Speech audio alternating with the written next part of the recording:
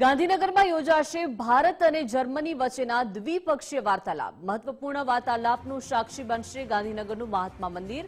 ભારત જર્મનીના વડાઓ વચ્ચે યોજાનારી બેઠકના ખાસ દ્રશ્યો સામે આવ્યા છે.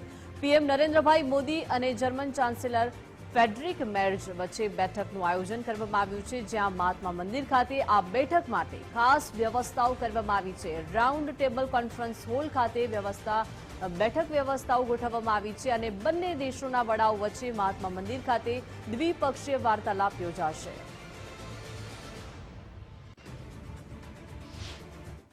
ભારત અને જર્મની વચ્ચેના દ્વિપક્ષીય વાર્તાલાપનું સાક્ષી બનવા જઈ રહ્યું છે ગાંધીનગરનું મહાત્મા મંદિર. પ્રધાનમંત્રી નરેન્દ્ર મોદી અને જર્મનીના ચાન્સલર વચ્ચે ગાંધીનગરના મહાત્મા મંદિર ખાતે એક દ્વિપક્ષીય મંત્રણા થશે અને જે ગાંધીનગરનું મહાત્મા મંદિરનું જે આ કન્વેન્શન સેન્ટર છે, મીટિંગ હોલ છે, તેના દ્રશ્યો છે. 12 જાન્યુઆરીએ પ્રધાનમંત્રી નરેન્દ્ર મોદી અને જર્મનીના ચાન્સલર ફ્રેડરિક મેર્ઝ જે છે તેની વચ્ચે દ્વિપક્ષીય મંત્રણા થશે. ભારત અને જર્મની વચ્ચેની આ દ્વિપક્ષીય સંબંધો નવી ઊંચાઈ પહોંચશે.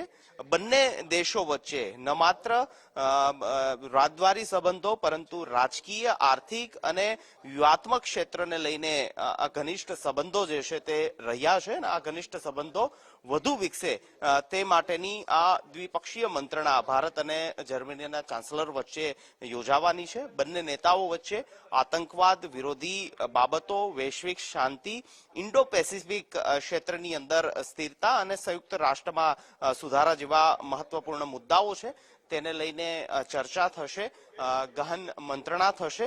મહત્વનું છે કે આર્થિક ક્ષેત્રે જર્મની ભારતનો યુરોપની અંદર સૌથી મોટો વેપારી ભાગીદાર જે છે તે બની રહ્યું છે. ચાહે મેન્યુફેક્ચરિંગ હોય, ઓટોમોબાઈલ હોય, રિન્યુએબલ એનર્જી હોય, આ ઉપરાંત અલગ અલગ સેક્ટરની અંદર ભારત અને જર્મની વચ્ચે વેપારો જે છે તે વિકસી રહ્યા છે અને હજી પણ જે પ્રકારે વૈશ્વિક વાતાવરણ બની રહ્યું છે, અમેરિકાની ટેરિફ નીતિ એક તરફ જે રીતે સામે આવી રહી છે તે વચ્ચે ભારત અને જર્મની વચ્ચેની આ દ્વિપક્ષીય વાર્તાલાપ ખૂબ જ મહત્વપૂર્ણ બની રહેવાની છે અને તેનું સાક્ષી ગાંધીનગરનું આ મહાત્મા મંદિર બનશે.